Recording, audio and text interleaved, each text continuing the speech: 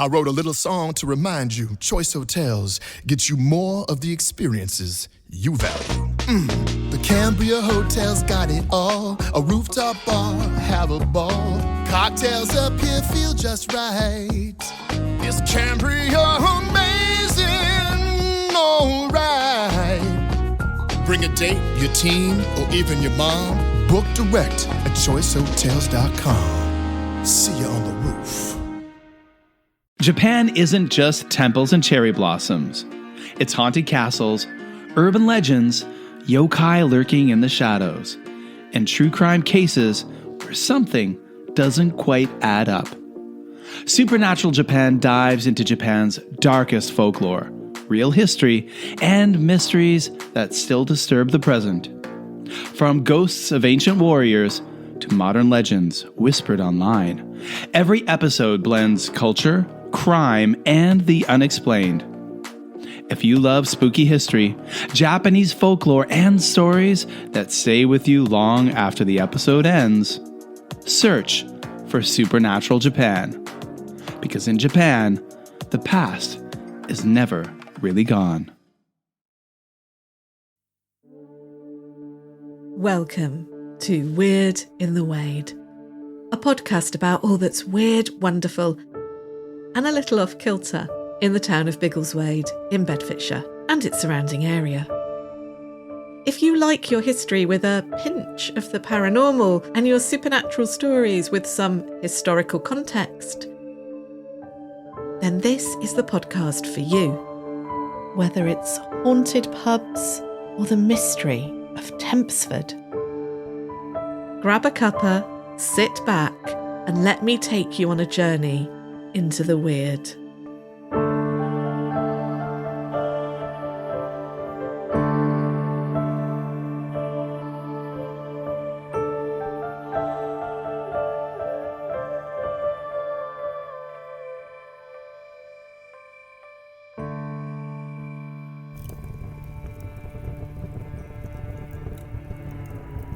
It's sometime in the 1830s, and we're at the King William IV pub at Kempston. You remember Kempston, just south of Bedford, where the Green Lady haunts the River Great Ouse?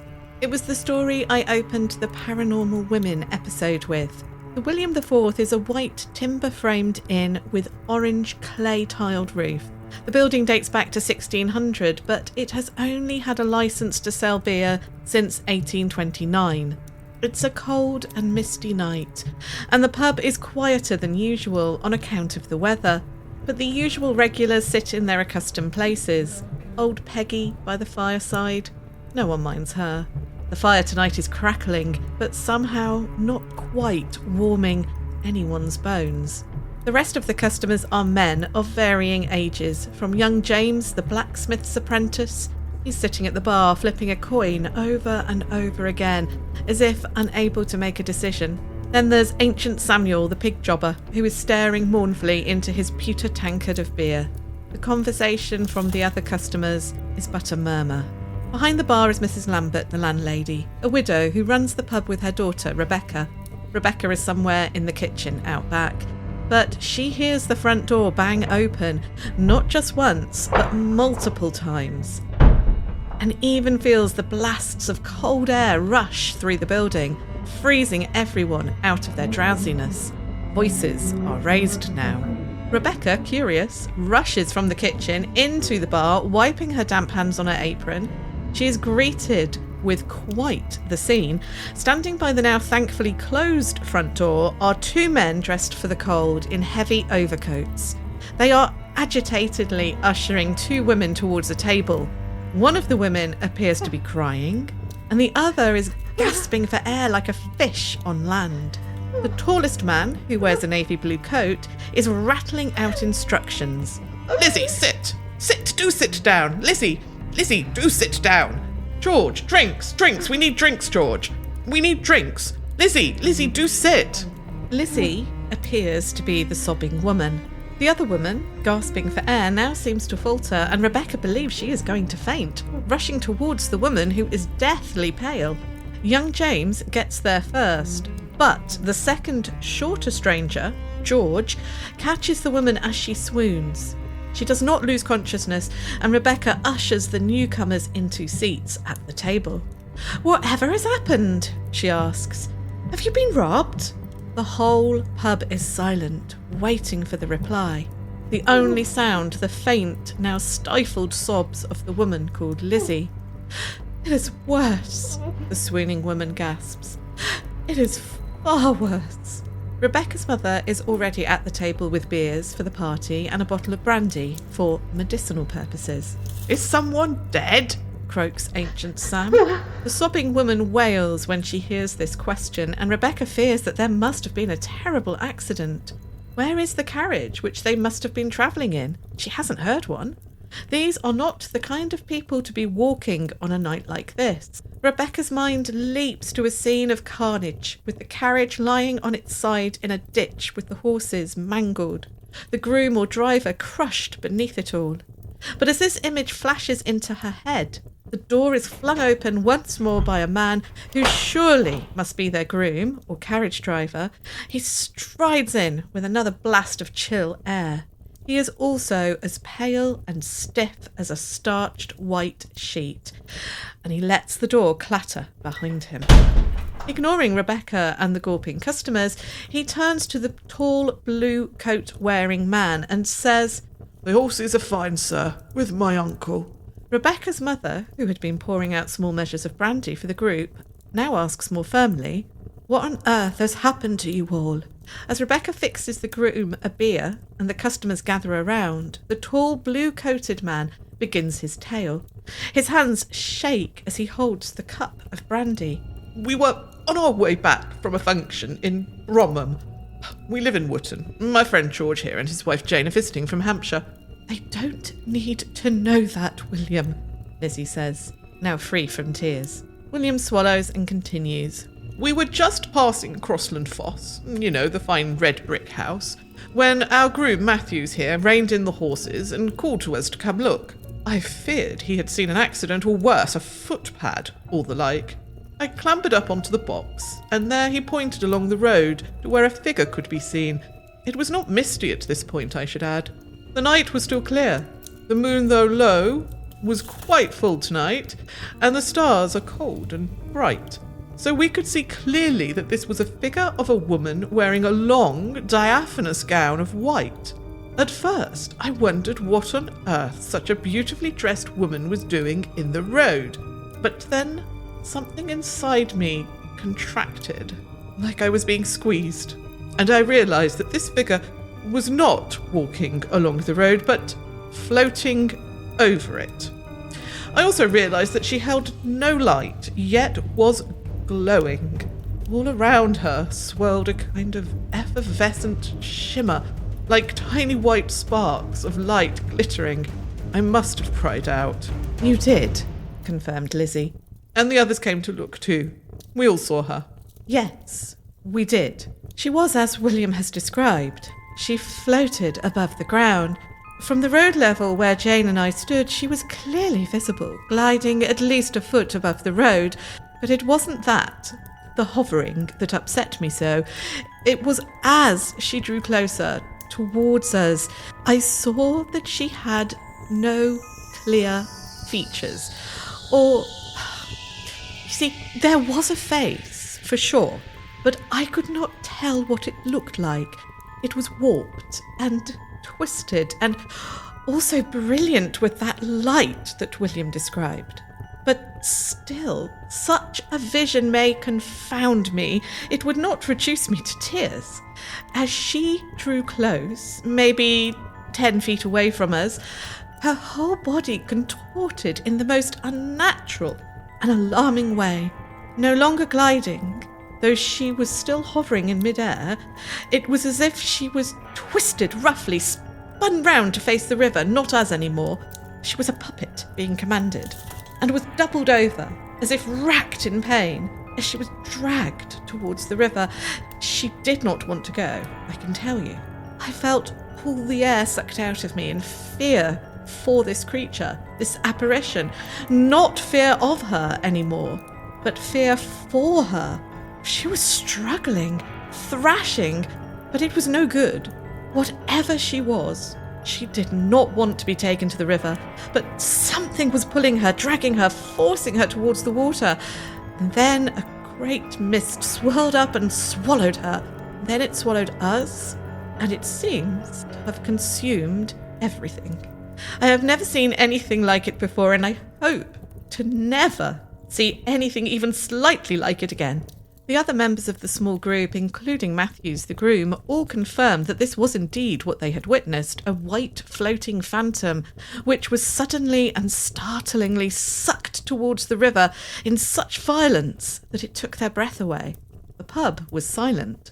Then old Meg by the fire spoke up in a croaking whisper. "You've just encountered the phantom of Lady Helen. She haunts these parts. Has done since the days of the knights and chivalry and all that nonsense. She walks the road looking for her lost love who drowned in the river. She knows that's what's happened to him, deep down she knows, but somehow she chooses to forget, and she searches and searches the lanes and the paths around here, frightening folk. Then eventually, after a few weeks of wandering, she is compelled to the river, where she must face where he drowned. Then she remembers, and we'll have peace from her for a few months, maybe a year if we're lucky. Then it'll all start up again when she forgets and goes looking once more for her lost love." Welcome. Welcome to Weird in the Wade. I'm Nat Doig, and in this episode we're going to explore haunted pubs and inns, not just in Biggleswade and Bedfordshire, but further afield, all the way to North America and Japan. Imagine it like this. We're zooming out from the ultra-local to a more global perspective of why pubs, bars, inns and drinking establishments have such a close tie to ghost stories. And it's not just that there are so many haunted pubs and inns. It's the fact that so many ghost stories begin in pubs, are shared and told in pubs as well. We're going to hear about a haunting in the Whistle and Flute pub in Biggleswade, where landlady Theresa talks me through the phenomena that has and still is happening there. I'll dive into some of the history of this quirky pub before I then chat with Lloyd Lugsden, who has created the fabulous Dead Pubs of Bedfordshire blog and soon-to-be podcast. We look at any particular trends within ghost stories associated with old Bedfordshire pubs, including why so many have coach and horse accidents associated with them. And finally, I had a fantastic conversation with Kevin O'Shea from Supernatural Japan podcast, all about pubs from his native Canada and drinking establishments in Japan. All of this is building up to our next episode, which will not only be a 3rd-year anniversary for Weird in the Wade. I don't know where the time has gone, but it is also going to officially be episode number 50. So it's going to be a special episode. And I and 8 others spent the night in Biggleswade's most haunted pub, the Golden Pheasant, so you don't have to.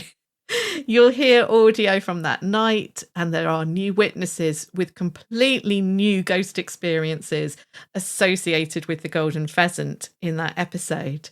I've also dug into the history of the pub and its landlords and ladies a little bit more, so there is more of that for the next episode. Now, I also have some really exciting news for you. Ollie Campbell and I, and you'll remember Ollie from creating the beautiful music for the Cooper's Hill episode and also the Buryman. Well, Ollie and I are creating a show which we're taking to the Bedford Fringe Festival. Our show will be on a Saturday afternoon, the 25th of July, and it's going to be about the legends of Black Tom and Clop Hill Church, the Black Magic Church.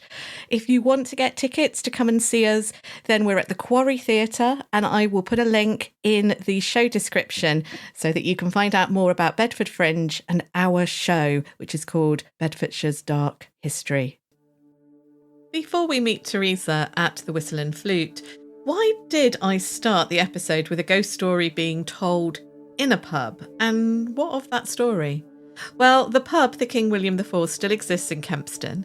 It has a fascinating history of a non-spooky kind, which maybe I can cover in a different episode focusing on crime within Bedfordshire pubs. And now I've got you interested, haven't I? And you'll want to know what I know. Well, it was robbed back in 1840 and it caused quite the sensation locally.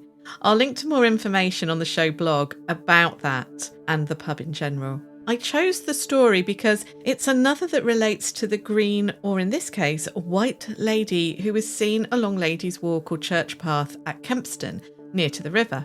Are there two ladies? Or just one whose colour has migrated over the years? This retelling of the tale I found in an edition of the Bedford Record from the 26th of March 1935, and it was part of a much longer folk tale about the knights of yore fighting around Bedford. Now, in this tale, there was a knight called Sir Roger Ashcrow, and no, I can't find any evidence of a man with such a Game of Thrones name actually existing outside of the writer's imagination. It's this wonderfully named Ashcrow who drowns in the river due to the heaviness of his splendid armour. Lady Helen mourns for him and eventually becomes a ghost. The White Lady, seen centuries later, is her. The folktale ends with the scene in the pub. Two couples in a carriage on their way home encounter the White Lady and it terrifies them. They rush to the pub to recover and to recount their tale.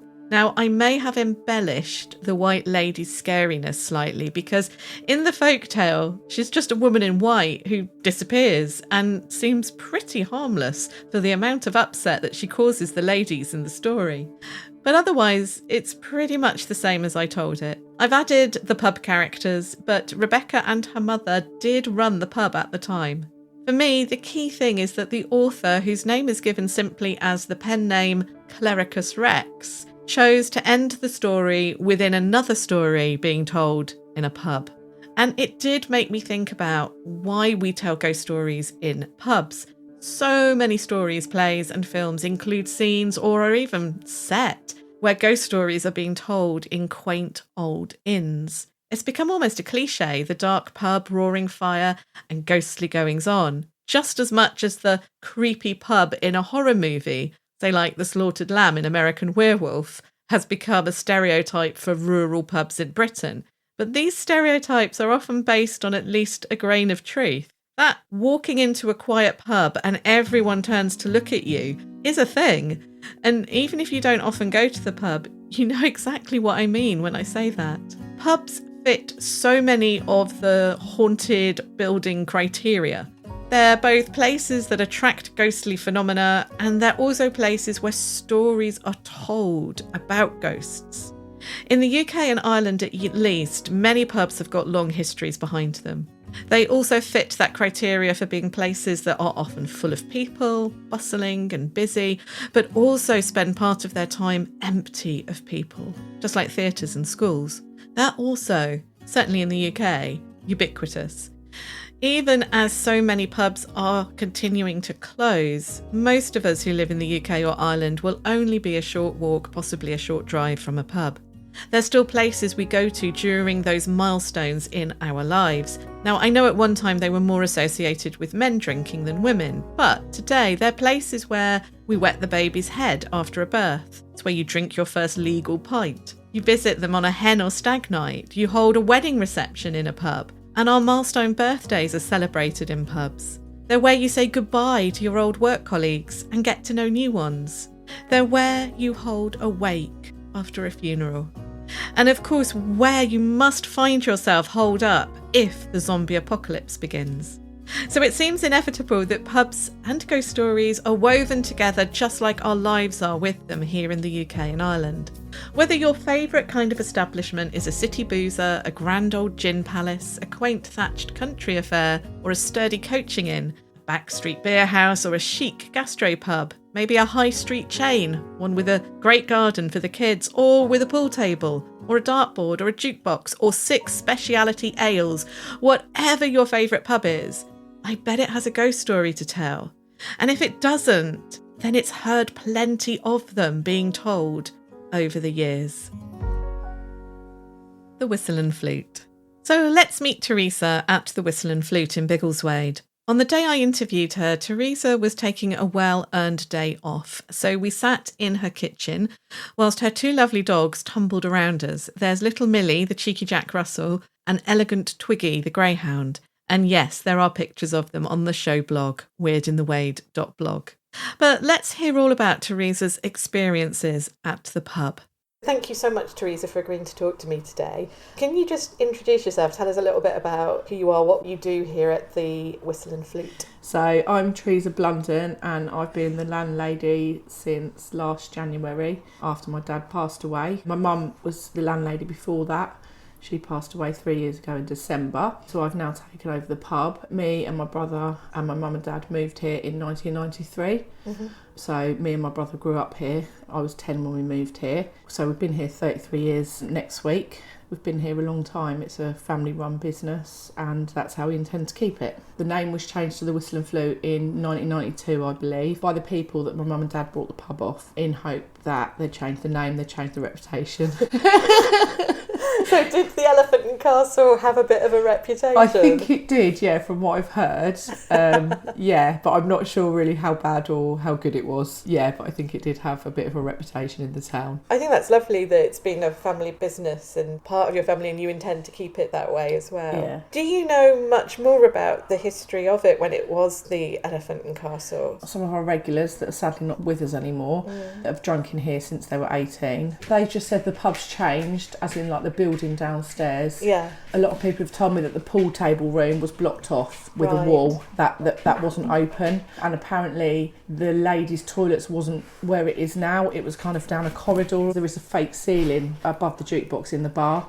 So, but there's no pictures or anything that we can find online to what it used to look like. I should just explain the people that can hear the noise. I've got a lovely Jack Russell here, Millie, and then we've got a beautiful greyhound, Twiggy, and they've both come up to have lots of attention while we're talking. Have the dogs ever behaved in a way that's kind of made you think there's something? Yeah, so a few nights since we moved in here last year, Millie's just woken up at 5 in the morning and started barking. So I've got up, checked the cameras, checked outside, and there's no one anywhere. And as far as I could tell, there was no reason for her to bark. I've been downstairs, like after everyone's gone, cleaning the pub, and there's a few times where I felt that someone has, or something has walked from the pool table, the bit round the corner you can't see, through to the back garden. And that's happened quite a few times. It's almost like you can see something in the corner you're on, it makes you turn. And there's been a few times in the mornings as well, when the lights are all off and I'm down there doing bits. You just feel like someone's there with you. I don't want to believe that there's a ghost here, to be honest, because I live here. So I really don't want there to be a ghost. It's interesting because I was just talking to somebody who was telling me a really comforting ghost story about his niece. This was when she was at the hospital, and this person that thought that they could see spirits basically described her grandfather and that he was with her all the time. She felt really comforted by that. So they don't always have to be kind of negative. No. I wouldn't be scared about going downstairs No. at silly o'clock in the morning if I had to. I wouldn't be scared about it, but yeah. Sometimes I'm like, yeah, I just might leave the cleaning until the morning and come upstairs. I think that's so common in old buildings, isn't it? Yeah. Yeah, and this is a beautiful old building, but it's also one that's been added to a lot, isn't it? Yeah, we can't find any history or any plans online of what the extensions were and things like that. And everyone that would know have sadly passed away. So I'll see what I can find out, but if I can't, anyone listening that's familiar with the old Elephant and Castle, that's how they would remember it in Biggleswade, please do get in touch. Have any other staff or customers reported anything to you? Yeah, so one of our regulars, John, who's a skeptic, doesn't believe at all, was sat at the bar with my mum and a few others one night having a drink, and all the lights were off in the pool table room, and he is adamant that he's seen a figure in the pool table room. He believes it was a gentleman. Also, my friend Paul, who sometimes used to look after the pub for us when we were away, he was staying in my bedroom now, and he woke up in the middle of the night, sat bolt upright, and he believed there was a figure stood at the end of the bed. Was it just a shadowy figure? He just kind of said it looked like a little girl. Oh. So that's, yeah. Okay, so we have many sightings of a little girl around Biggleswade. Yeah. So the Golden Pheasant has one where there was a little girl seen. Of course, we have Aggie at the pound stretcher. Yeah. Who's been seen and is described as a little girl. People keep seeing a little girl in different parts of Biggleswade. I'm wondering if there is a little girl of some kind, spirit or whatever, that is moving around rather than being trapped in one place. And, you know, we don't know what's what, but it is quite telling that this is a very common story. Yeah. I also think that some days the door will open, like someone's come in the door, and then it will shut again. So I don't know if the old regulars come to visit us sometimes. I'm not sure. You're not the only pub that's happened in. So even in Biggleswade, it happens at the White Hart. Oh, really? I believe it's happened at the Pheasant. I know it's happened at the Stratton years ago before it was a Saddle and Spoke. And I think in certain places they've even given this customer a name, George. I don't know if yours is a George or... My mum had a really close friend called Vic years ago when we first moved here, and he passed away. She always used to say, "Hello, Vic," as he come in the door. Whether it was him or not, who knows? Yeah. But it is really interesting that seems to be a really common experience in pubs. Yeah. You know, and if you think about it at home, our front doors don't just suddenly open, you know, if they're not locked. No. So why is this always happening in pubs? I know, especially if they've got a door closure on it, it's quite freaky. Yes. It's not an easy door to open and close by itself. I can't imagine the wind would do it. No. My two staff, Amy and Claire, we've been out and they've come in to open up. They say they come up here and both of them have said they can smell smoke, yet there's no one here in the kitchen. Cooking smoke or cigar smoke or smoking? Like cigarette smoke. Yeah, and my cleaner Ash also says that sometimes she thinks I'm here because she can hear footsteps downstairs, but there's no one up here. Yeah. So nobody here in the pub smokes now, and of course you can't smoke as a customer. No. Your family don't smoke, so there's no one up here smoking cigarettes. Yeah. This pub will have been smoked in for years, over 100 years. Yeah. But saying that, I can't smell smoke now up here. It smells lovely. My mum used to smoke, so yeah. Is there anything else that you can think of? No, really, I just wanted to know a bit more about the history of the pub. There isn't anything online apart from the year it was built and it changed its name. As you said, it's probably a little bit different to the pubs in town because we were so close to the river. And this is again another angle that we can look at. This area, and then if you went sort of south to Cowfairlands, just south of the mill, that was where the people who in the late 18th and first half of the 19th century, the people that worked on the barges and the boats that went up and down the river lived. And because they weren't permanent residents, they had quite a reputation. And my granddad was born on a barge. He could swim before he could walk. So I know that the barge families always had these reputations in the towns that they went through because they were travelling. They were known as water gypsies. So this area around here was known for being a place where they would set up camp, maybe. They'd stop off here in between travelling on to other places. The Elephant and Castle might have been a pub that they would have visited. And it seems that reputation for this area of Biggleswade lasted after the boat stopped using the Ivel and the railway came. So it was still known as somewhere where you would go to have a bit of a party, but it was also considered to be a bit lawless. Now, before I tell you about a strange experience I had myself in the Whistle and Flute and a bit more about the history of the pub, we're going to have a very short advert break. And remember, if you don't want to listen to the adverts, you can join the Patreon. That's Weird in the Wade's Patreon, and I'll put a link in the show description. And there you can get all episodes advert-free. But thank you for listening to the adverts because it does help the show. Thank you.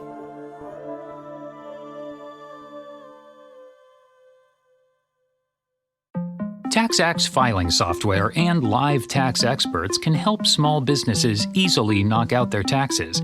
Actually, our experts can help you find deductions and credits for any sized business. Itty-bitty businesses, medium-sized, really big, mid-sized, small businesses, companies with 0 employees, and mom-and-pop conglomerates. Yep, our tax experts can help all of them. TaxAct. Let's get them over with.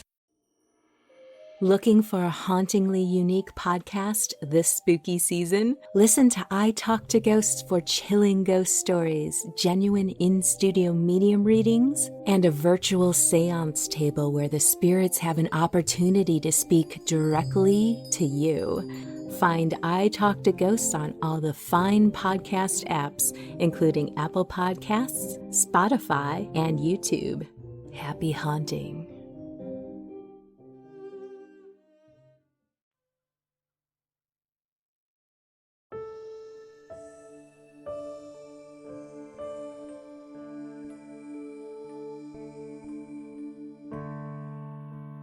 Now, before I tell you about the history of the Whistle and Flute, or Elephant and Castle as it was known, one odd thing did happen to me whilst I was there on that Friday afternoon.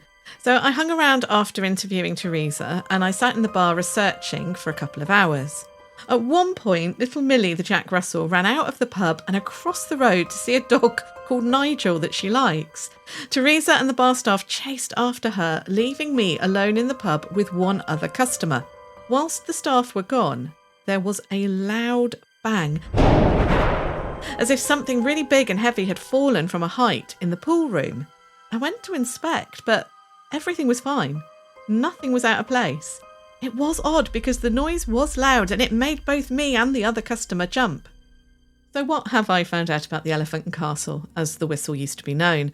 Well, the records say that it was licensed in about 1850, and importantly, it appears that it was never part of the Samuel Wells pub empire around Biggleswade, perhaps because it didn't exist as a pub when the Great Fire happened. Its owners are listed as E.K.&H Fordham Brewery of Ashwell in Hertfordshire when it is first licensed. Now, this brewery was large, with 91 pubs from London through Hertfordshire, Bedfordshire and Cambridgeshire, and they were still in business until 1952, when J.W. Green Brewery from Luton acquired Fordham's, and so the Elephant and Castle at the same time. The pub's now a free house. For those interested in brewery history, there is some great information that I've linked to on the show blog, all about Fordham's Brewery in Ashwell and its history. One of its claims to fame is that it was Fordham's who first brewed IPA, or Indian Pale Ale, in the UK, and the family who ran the brewery appear to be stuffed full of colourful 19th century characters with names like Wolverley, who liked shooting big game in South Africa and playing polo. But I doubt Wolverley Fordham had much to do with the Elephant and Castle in Biggleswade. For a more detailed history of the pub, I turned to the local newspaper archive. And here, I suppose I have a confession to make. And it's that I was so lucky when I first started this podcast. I was so lucky to find a pub like the Golden Pheasant, which had so many ghost stories attached to it, and then to find a history which seemed to link so neatly with those stories. Sadly, most places I research don't provide those kinds of answers that we might be looking for, and the Elephant and Castle is definitely one of these. History about the pub is quite thin on the ground, and then to find history which might explain some of the phenomena experienced is even harder to find. But that's not to say that there isn't some genuinely fascinating history about the pub and Mill Lane where it stands.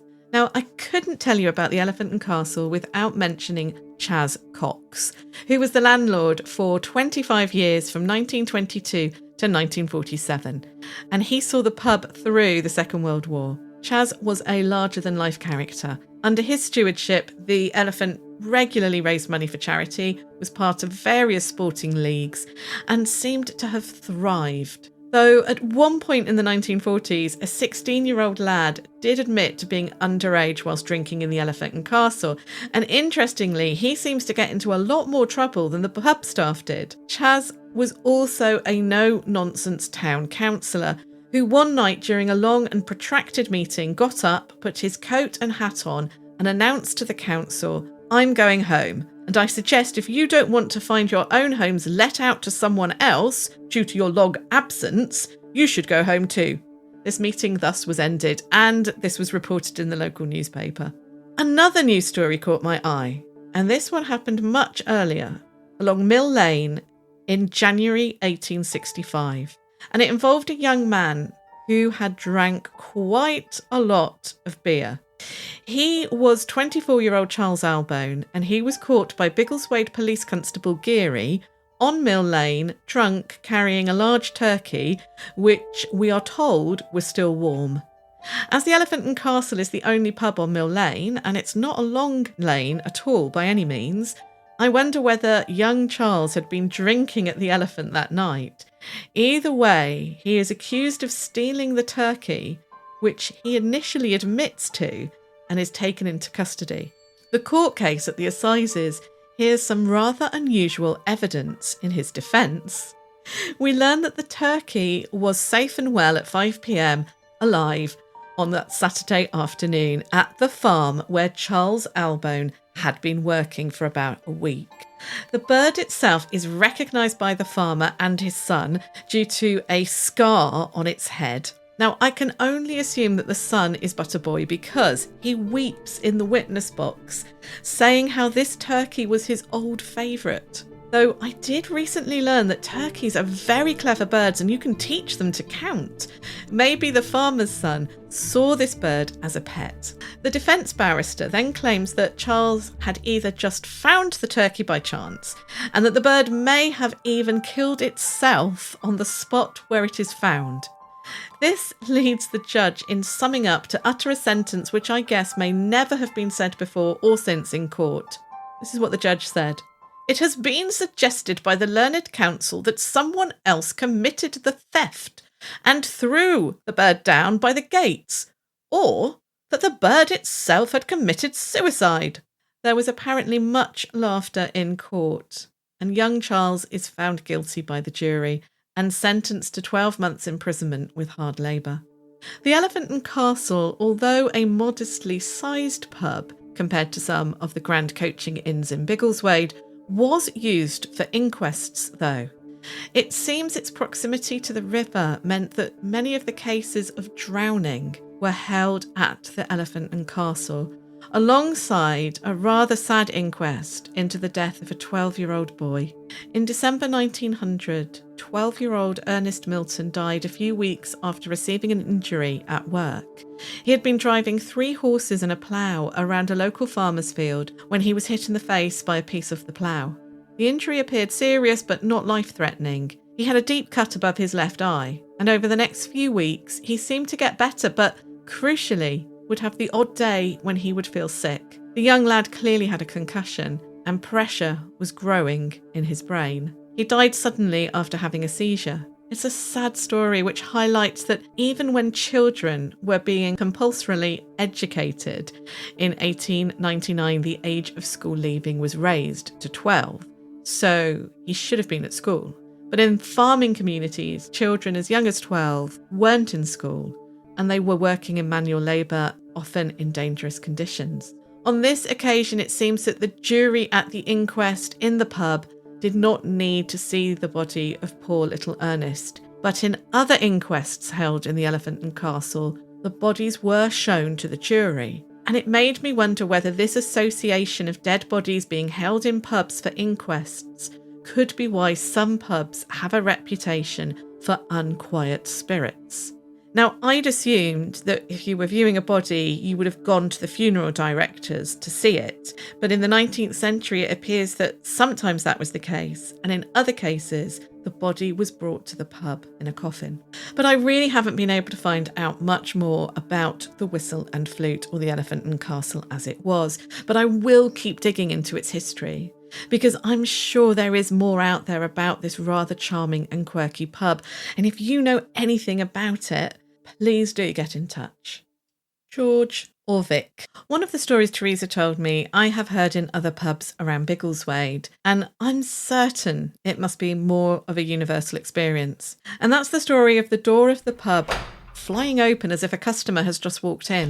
The door to the Whistle and Flute is actually very heavy and difficult to open, so I can't imagine it opening in a breeze or draft or even if a lorry drove past. Now at the Golden Pheasant, the barman Carl there told me of times when the doors, both the back and the front door, will open as if someone has walked in. Now Carl puts it down to a breeze, but admitted that sometimes when it happens, it's on a very still day, and he can't account for it. I've been told of a similar occurrence at the White Hart, Biggleswade's oldest pub, and in the White Hart they refer to this invisible door opener as George.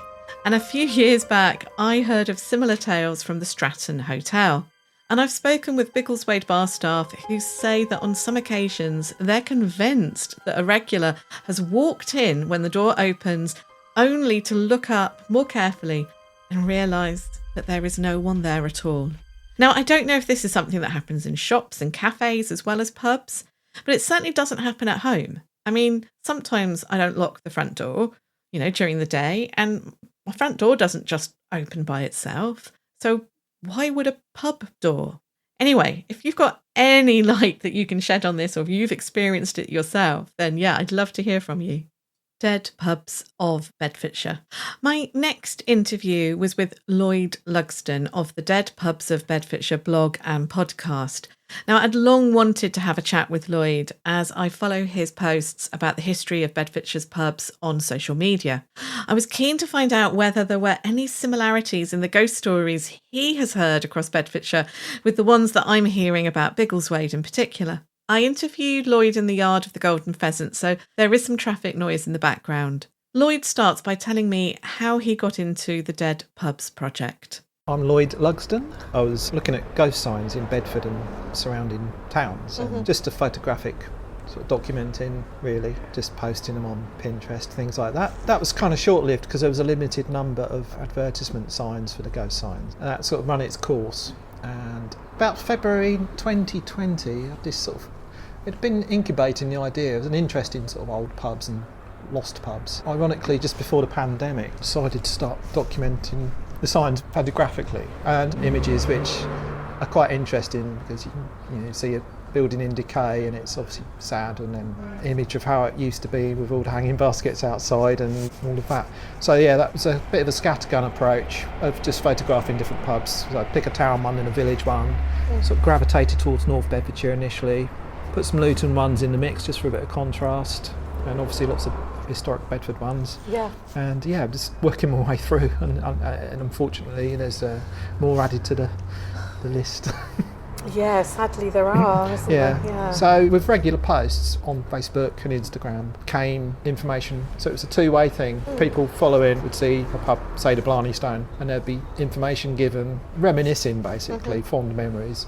And a lot of interesting anecdotes that come out of that, and facts, so that could bounce back, and images as well. It got to a point after all the posts I thought it'd be nice to have something tangible like a book, so I just published a few small books just for people that might not be online or do social media, or sometimes older people. But I had fun compiling it, and thrill of the chase, finding new pubs, and then the fun of just compiling the books. It's such a great history project, and it's a part of social history that is so important and actually quite often overlooked. Yeah, quite often it's it's monarchy or battles and things like that, but it's the kind of the everyday things, and not incidental but unusual things like Paul McCartney popping in a village pub, and little tales like that, and become local folklore really. So, How often do you come across stories from people where they're talking about a haunted pub? Ghost stories are synonymous with old buildings, which pubs often are.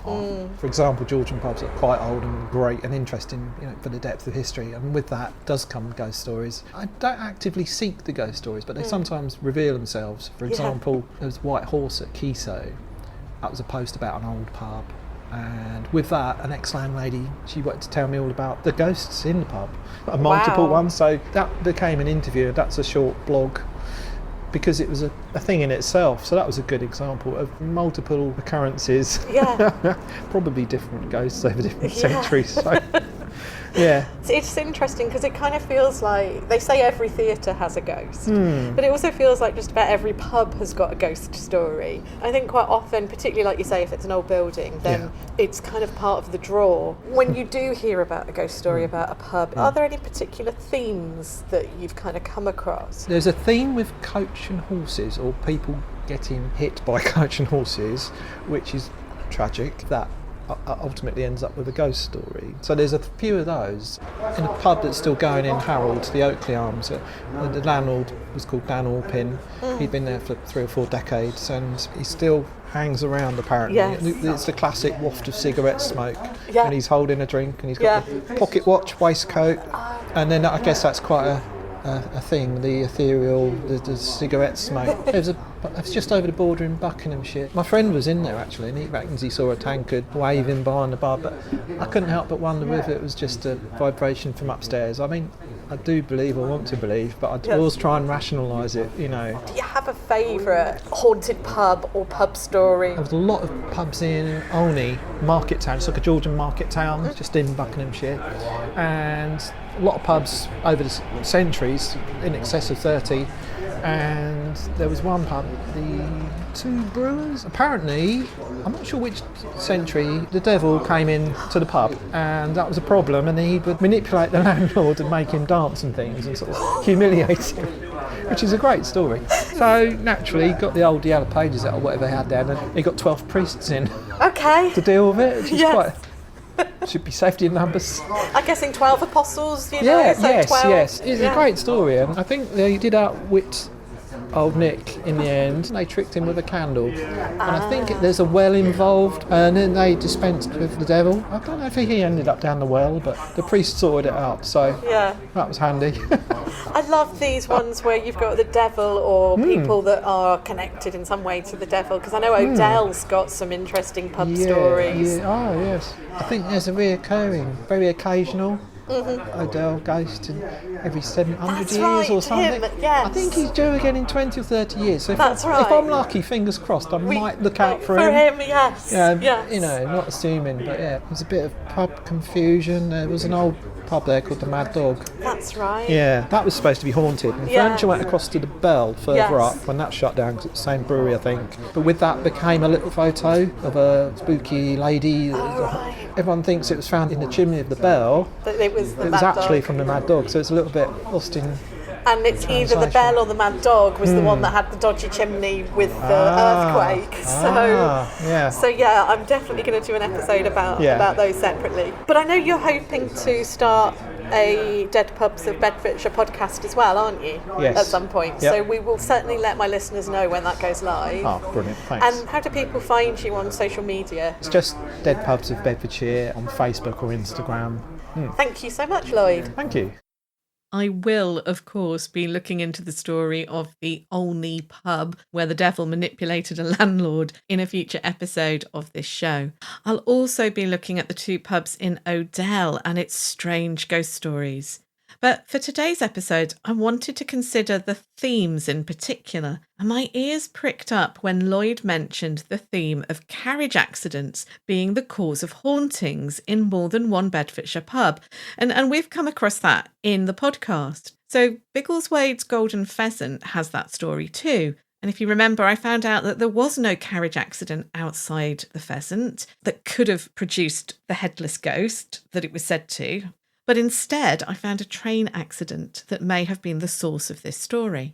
And then there's the George Inn in Silsoe, and that was said to have been haunted by Lady de Grey, who was killed in a tragic carriage accident. But again, there was no evidence that she even existed, let alone drove her carriage into a pond.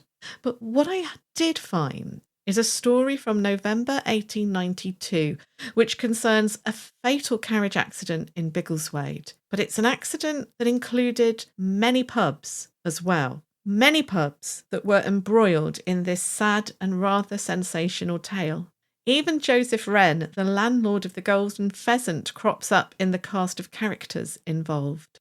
An afternoon of rioting. Now that's one of the headlines which accompanies this news story about the tragedy with a horse and trap.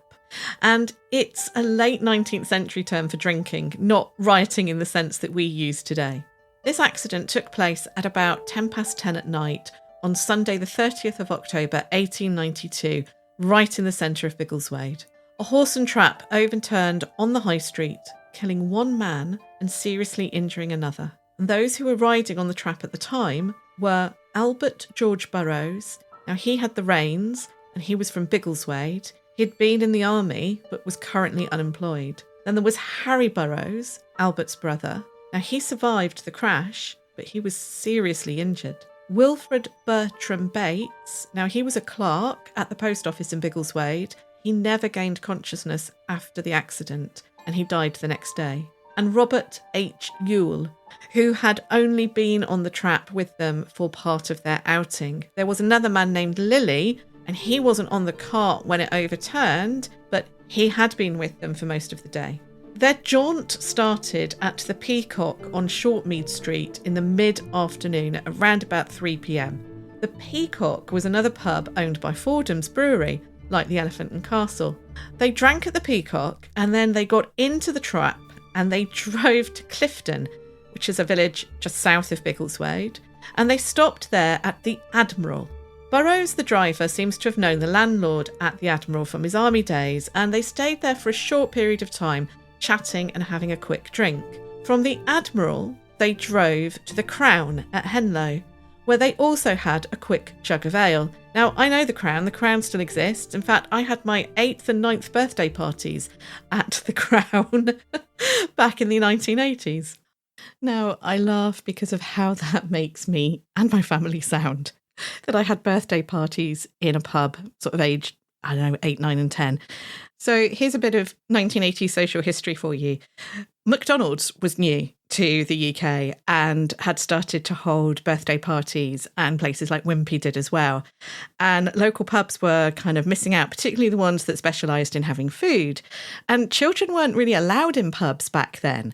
You know, you had to sit in the garden or you had to sit in the car park if you were unlucky, and just have a bag of crisps and a bottle of Coke. But the Crown at Henlow was a pub where, and if I remember rightly, this was always at around about 4 or 5 o'clock in the afternoon, where you could have a birthday party and you could have stuff like sausage and chips or scampi in a basket, very 1980s, for the children, because it was a dining pub. So yes, that was the kind of party that it was. I wasn't having a booze up age 10. But as you can probably tell so far in this episode, I am a huge fan of pubs. But back to the story. After visiting the Crown, they then drove to the Cock Inn, and Burroughs says that this was at the Three Counties. So that's got to be the Three Counties Hospital, the Three Counties Asylum as it was known then, which I talked about in the last episode. Now, I know the hospital had its own brewery, so maybe there was a pub there as well. Now, at the Three Counties pub, the Cock Inn, they had some tea and they fed their horse, but the pub wasn't officially open. So again, they seem to have known the family who ran the pub, and they waited there until the landlord came home and opened the pub. And when he opens the pub, they drink some more beer. Though Burroughs also admits, and Burroughs, remember, is driving, that he also wandered into Alsey at this point to meet up with a friend who had just started working at the new brickworks. It's at this point that Robert Ewell joins them, and at around about 8:30 they set off to the Crown in Henlow again, and they have some more beer. Now, interestingly, they seem to be always sharing a jug of beer, so they're not having an individual jug themselves, but they're sharing this jug between 4 or 5 men. And I'm not sure how many jugs they're having, because that seems to be in dispute too. After stopping at the Crown, they then head back to Biggleswade, and they arrive back in town, and the man named Lily, who'd been with them from the start, gets out of the trap and he goes to the new inn. Now, his companions wait for him outside to see if he's going to come back out and rejoin them, but instead he sends someone out to shout to them that he's staying for supper. And it's now that the accident happens. As they try to steer the horse around the market square away from the new inn, the horse seems to get jumpy. It starts turning around and heading towards the town hall, and that is not the way they want to go. So Albert Burroughs steers the horse in the opposite direction and is described by a nearby carriage works owner as driving the trap at a furious pace. Burroughs swings around the market square and he takes the corner at the Swan Inn and the High Street so fast that the trap overturns and all the occupants are thrown from it. They land in front of Mr. Spong's chemist shop. Now, that's where House of Hatton is today on the High Street, just a couple of doors away from the old haunted pound stretcher. Under cross-examination at the inquest into Bates's death, Burroughs admits that when he visited his friend in Alsey, the one that had started the job at the brickworks, they actually met in the Britain pub, where he drank some more beer too. The police officers who attended the scene all state that Burroughs was very drunk. After the inquest, Burroughs is also charged with furious and wanton driving and being drunk in charge of a carriage, and he is found guilty and fined £1 and 13 shillings. One of the witnesses at the inquest is Joseph Wren, landlord of the Golden Pheasant pub, who was one of the first on the scene. And he went to fetch Lily, who had been with them that day on the jaunt, from the new inn. Now, carriage accidents in the 19th century do appear frequently in the newspapers, but many are minor accidents and they rarely involve pedestrians being run over, which seems to be the prevailing tale that you hear, in the backstory to these ghost stories in the pubs. Whether our fatalities, the ones that I have seen, have involved the driver or a passenger being killed by being thrown from the trap or the carriage or caught beneath the carriage, just like in this case. However, this case is unusual because of the drunkenness of the driver and the sheer number of pubs that they visited on this afternoon jolly that ended so miserably. I don't think it explains why carriage accidents outside pubs are often linked to ghost stories inside them, but it does make me wonder how frequently drinkers were driving horse and traps around after a skinful. How often were regulars in the pub being caught up in accidents with horses or horse and carriages? It's likely that poor young Bates, the Biggleswade post office clerk, drank in a few pubs around the town and the local area. And could his tragic death and ones like it have fueled those stories of restless spirits haunting their old favourite drinking establishments after being killed in carriage accidents? I don't think we'll ever know.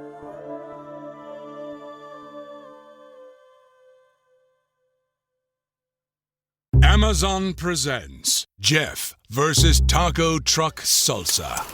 Whether it's Verde, Roja, or the orange one. For Jeff, trying any salsa is like playing Russian roulette with a flamethrower. Luckily, Jeff saved with Amazon and stocked up on antacids, ginger tea, and milk. Habanero? More like habanero, yes. Save the everyday with Amazon.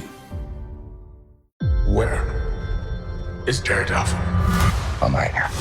Don't miss the return of Marvel Television's Daredevil Born Again. So what's next? I feel liberated. We're gonna take this city back. Over medicated. In an all-new season, now streaming only on Disney+. They're hunting us. It's time we started hunting them. I can work with that. This should be tons of fun. Marvel Television's Daredevil Born Again, now streaming only on Disney+.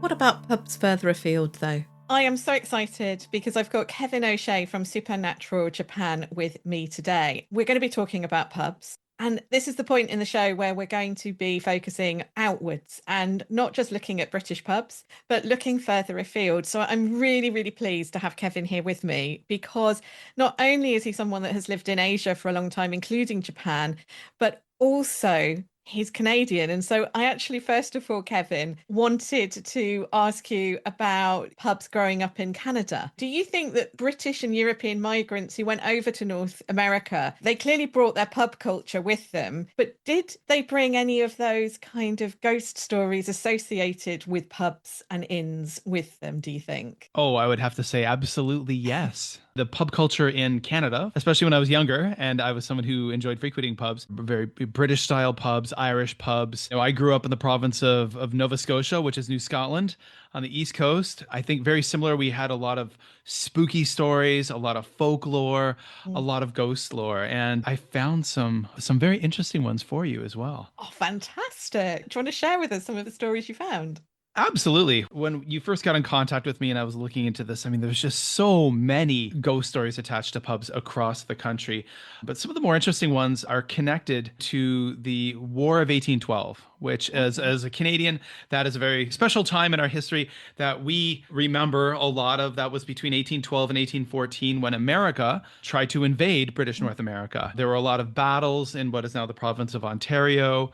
Of course, there was the famed incident where the British invaded Washington, D.C. and burned the White House, which is why it is white. And then the Americans sacked York, which is now Toronto. But one of the tales that I came across is about a pub, which is called the Old Angel Inn, which is located on Niagara on the Lake, Ontario. And this is an area that saw a lot of battles during the War of 1812. And the Old Angel Inn is a historic British-style inn and pub, and it was built in the early 19th century. And its history is heavily tied to the War of 1812. And it's said to be haunted by Captain Colin Swayze, who was a British officer who supposedly hid in a barrel in the cellar of the inn and was bayoneted by American soldiers. And in the barrel? In the barrel. While he was hiding in the barrel, I guess they figured someone was in there and they banded him through the barrel. To this day, staff report moving objects in the pub, doors opening when no one is there, and a disembodied whistling. So that is all said to be the result of the ghost of Captain Colin Swayze. Wow. I mean, I love a bit of ghostly whistling. Oh, exactly. You can't beat some ghostly whistling. The doors opening and closing by themselves has been a theme throughout all the places that, you know, the door suddenly opening, bar staff thinking that a customer's walked in and there's no one there. So this is really common in pubs, this idea of doors opening and closing by themselves. And wow, and what a great story. Is the pub still there? It is. Angel. It's still there. Yeah, it's still open. The Old Angel Inn in Niagara-on-the-Lake. So it's still a place you can go to. For me, the most interesting one I came across is actually a restaurant that I've been to in the city of Halifax in Nova Scotia. And it is called the Five Fishermen Bar and Grill. And it is located on historic Argyle Street. And it is a very beautiful building, very beautiful place. And it's got a very rich history. And they're very proud of their ghost lore. If you Google the Five Fishermen Bar and Grill in Halifax, you go to their website, they've got a whole section about their history, and they've got a whole section about the paranormal history and the hauntings. And they document it very thoroughly, all these different haunted experiences that their staff have had. Now, the reason why this restaurant is supposedly haunted, it was originally built in the early 1800s, and it was initially a school, and it later became an art college. But around 1900, the building was taken over and it became a mortuary and a funeral home. And as we all know, in 1912, there was the Titanic disaster. And the closest major port to that happening was Halifax. A lot of the bodies that were recovered were brought to Halifax and brought to that mortuary. Now, just a few years later, there was another disaster in the city of Halifax, and that was called the Halifax explosion. Now, the Halifax explosion was when a munition ship collided in the harbor with another ship, and it was the largest non-nuclear explosion in the world at that point. And it absolutely devastated the city of Halifax. More than 2,000 people died, and many of those victims were brought to that mortuary and that funeral home. And in 1975, that building became the Five Fishermen Bar and Grill. There is a long history of hauntings, everything from kind of like an apparition of a man dressed in early 1900s clothing that staff often see who disappears, cutlery that flies around, cups that fly around, staff usually around closing time hearing people walking around, investigating, no one there. But lots of spooky things. And the cool thing is, if you go to the Five Fishermen's website, they document it all in great detail.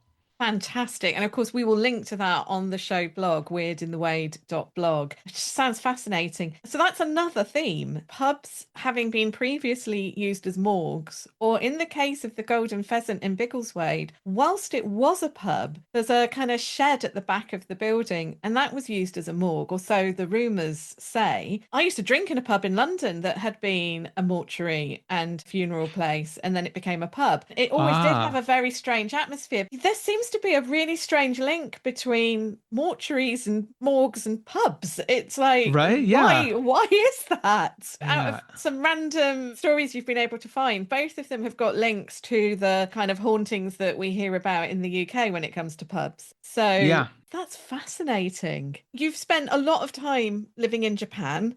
Yes, absolutely. Japan is very different to North America. Until very recently in Japan, they didn't have the same sort of drinking culture that we do in sort of Europe and North America with sort of drinking beer. And that was introduced to Japan when they opened up in the 19th century to the West. And it was the Germans and the Scottish that brought beer. Absolutely. But they have, obviously in Japan, that's quite a new thing.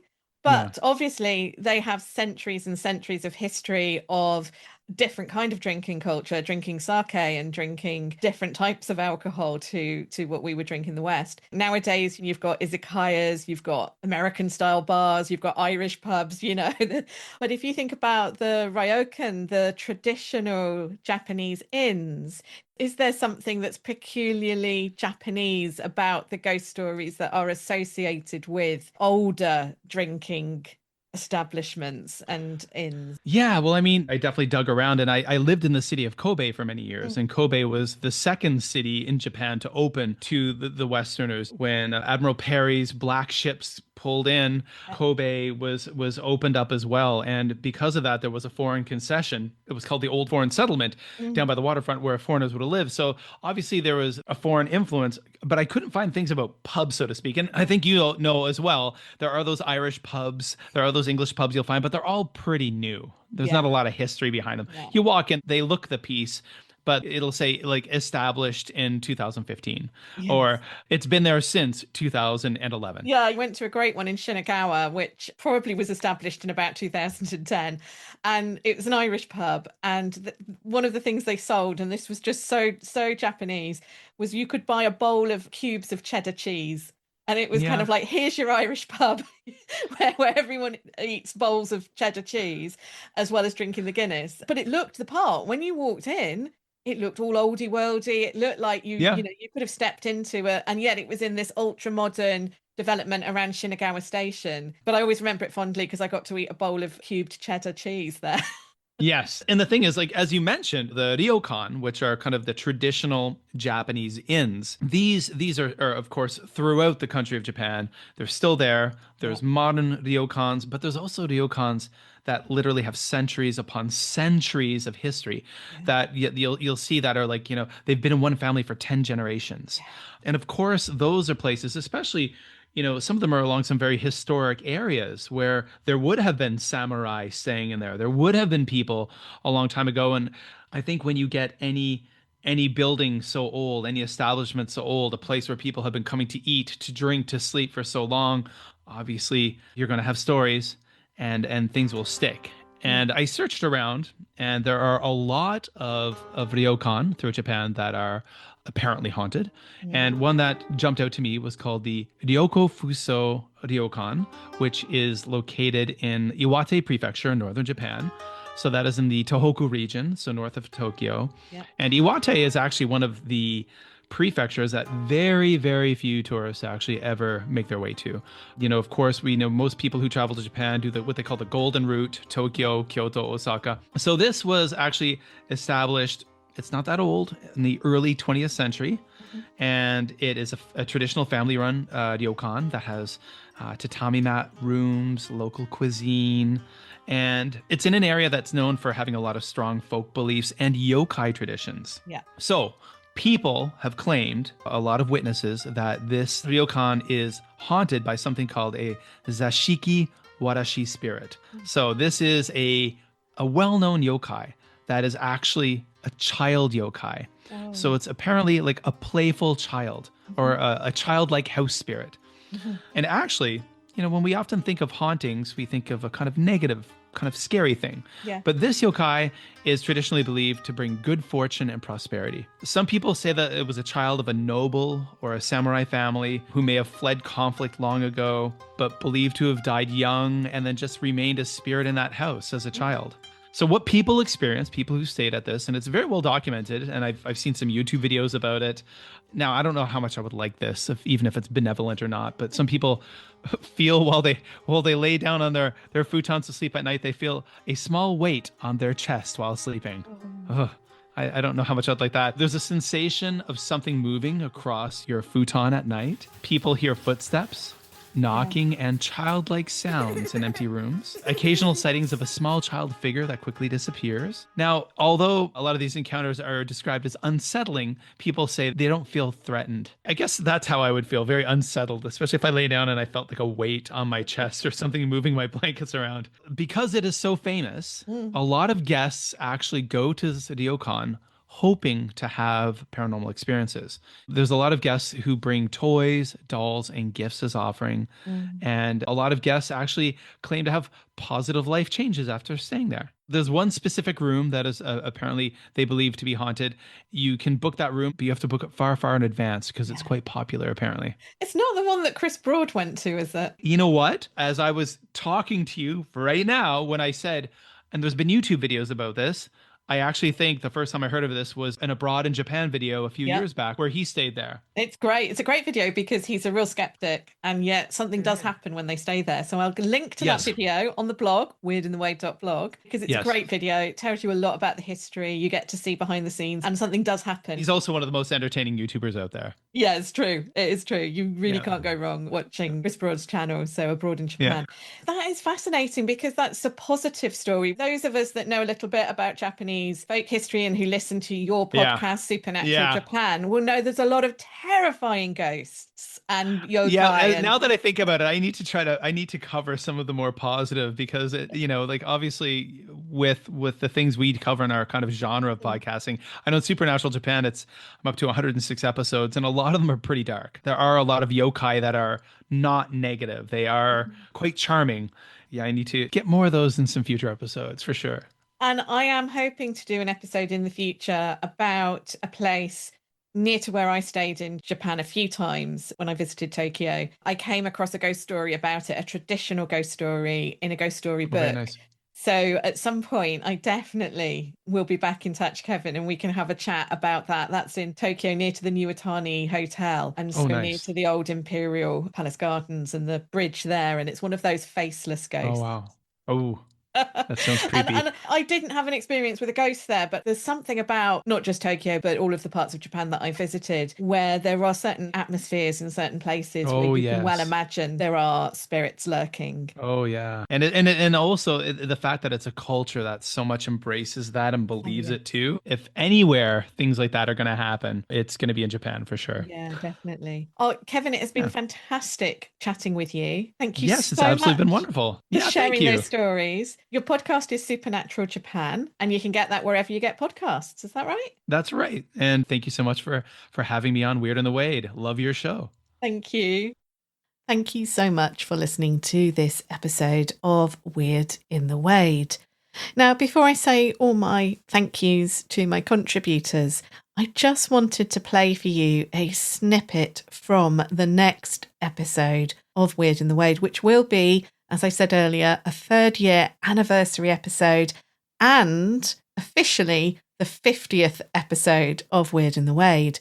And as I mentioned, it's about the paranormal sleepover that we had at the Golden Pheasant pub in Biggleswade. So here's a sneak preview. And the first thing that I'm just going to suggest we do is just sit here, and I know we'll be able to hear other people and stuff, but just sit here and listen and meditate. Oh, sorry to it's interrupt you. Brian's got some interesting audio.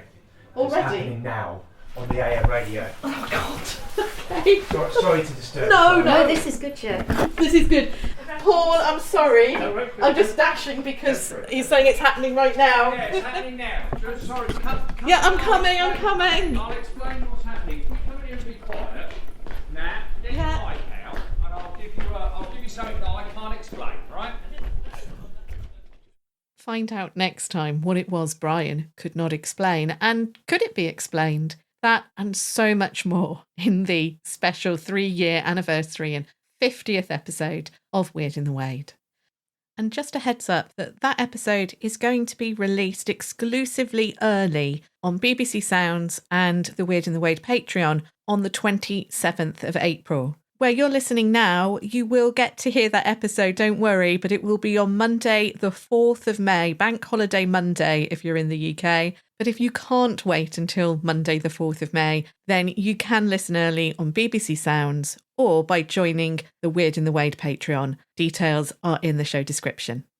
But I'd like to thank all my contributors for today. Thank you so much, Theresa, for sharing your stories with me about the Whistle and Flute. Thank you again to Lloyd Lugsden for sharing with us his insights into Bedfordshire pubs.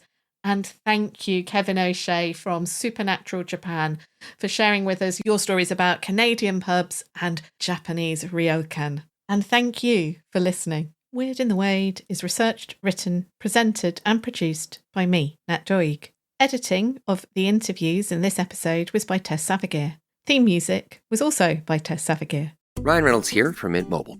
I don't know if you knew this, but anyone can get the same premium wireless for $15 a month plan that I've been enjoying. It's not just for celebrities. So do like I did and have one of your assistants switch you to Mint Mobile today. I'm told it's super easy to do at mintmobile.com/switch. Upfront payment of $45 for 3-month plan, equivalent to $15 per month required. Intro rate first 3 months only, then full price plan options available. Taxes and fees extra. See full terms at mintmobile.com. In every small town, behind every closed door, a story waits to be uncovered. On our true crime podcast, we dive deep into the cases that haunt communities around the world, from chilling cold cases to crimes with unexpected twist. No detail is too small. Hosted by us, Jen and Cam, two lifelong friends who love telling a good story. This isn't sensationalized news. It's real cases, real people, and the chilling details that keep you up at night. Our true crime podcast brings the facts, a little perspective, and just enough humor to remind you you're not alone in being fascinated by the darker side of life. Our true crime podcast, where bizarre crimes, meticulous research, and genuine friendship collide. Subscribe today if you dare, because sometimes the scariest stories are the true ones.